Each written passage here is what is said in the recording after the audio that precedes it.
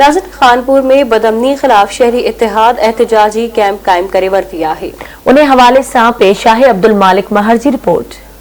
गुज़रियल काफ़ी अरसे का खानपुर के सजे तालके तोड़े खानपुर शहर में बदअमनी की जेकी बाहि भड़की रही है।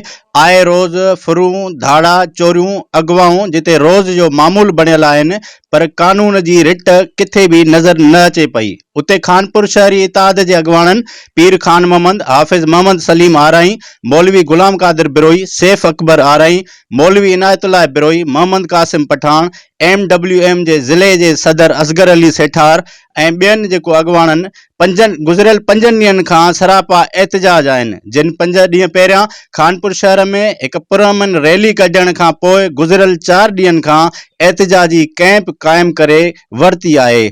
उन मौके ते शहरी इताद जे अगवाणनि आवाज़ TV सां ॻाल्हाईंदे चयो त खानपुर जे नंढे के वॾे के शहरी के दुकानदार के हुननि पंहिंजो पाण मल्हायो आहे ऐं हिन एहतजाजी कैंप ते साबित कदमी सां रहिया आहिनि ऐं साबित कदमी सां रहंदा। मूं तव्हांखे पहिरें ॾींहं खां इहा ॿुधायो त असांजा ऑप्शन खुलियल आहिनि, असां वटि कार्ड काफ़ी आहिनि, असां हर कार्ड इस्तेमालु कंदासीं ऐं जेसि ताईं असांजे शहर ऐं तालुके खे अमुन न मिलंदो, असांजा रोड सेफ न थींदा, असांजो शहर सेफ न थींदो, असांजूं घिटियूं सेफ न थींदियूं, तेसि ताईं असां इहा एहतजाज कंदासीं। असांजो ही पुरअमन काफ़िलो पंहिंजे मंज़िल जे तरफ़ रवां दवा है।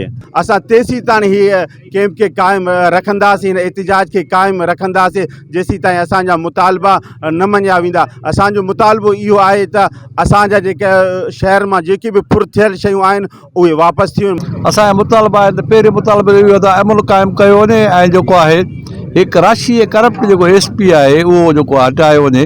हिन जो तासुर ॾिसो न, रोज़ानो 2 ॼाणनि खां पोइ SHO असांजो खानपुर जो तब्दील थिए थो। 2 ॼाणनि खां पोइ केतिरा 8 ॼाणनि में साईं 4 SHO। इहा काथों जो बणाइनि एडमिनिस्ट्रेशन आहे। अॻे त SP लेवल ते सुठो बीहंदो, पर हाणे जो हुनजे ॻाल्हियुनि मां ईअं लॻे थो त हू या त बेख़बर आहे या त ॼाणे वाणे तो मजबूर थी पियो आहे जो अहिड़ा अक्सर बयान थो ॾिए त साईं हाणे कार्रवाई तौरु तव्हां कार्रवाई न हणंदा, पर हाणे कार्रवाई जेको आहे लोफर ॾोहारी गाॾियूं बीहारे करे 2-3 कलाक जेको आहे अलाए केतिरे ॻाल्हि खां फुर थी आहे। त एॾो सभु कुझु थियण जे बावजूद हिन वक़्त ताईं असांखे को नतीजो नाहे मिलियो। हाणे लॻे ईअं थो पियो त ॼणो इंतज़ामिया हे चाहे थी त ही अवाम मुश्तइल थी करे ॿाहिरि निकिरे ऐं को ग़लति क़दम खणे, असां हिननि खे कंहिं ग़लति तरीक़नि में फसाए करे सोढ़ो कयूं।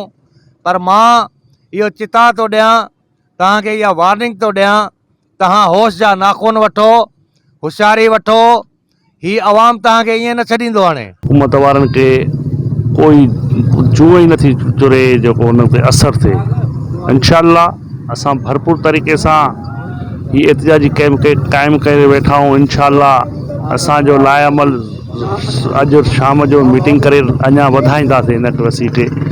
शायदि असां रोडनि ते बि निकिरी अचूं, शायदि असां ॿियो को तरीक़ो बि इस्तेमालु कयूं। जेसि ताईं असांजा मुतालबा शहरनि जा पूरा न थींदा, असां शहरनि सां गॾूं ऐं शहरी असां सां गॾुनि। शहरी इताद जे अगवाणनि जो वधीक चवणु हो त जेकॾहिं इंतज़ामिया सुजाग न थी ऐं चोरियूं ऐं फुरथियल सामान वापसि न कयो वियो त असां जेको आहे खानपुर इंडस हाईवे रोड बंदि करे एहतजाजी धरणो हणंदासीं। कैमरामैन अली मुर्तज़ा शाह सां गॾु अब्दुल मालिक महर, आवाज़ TV खानपुर।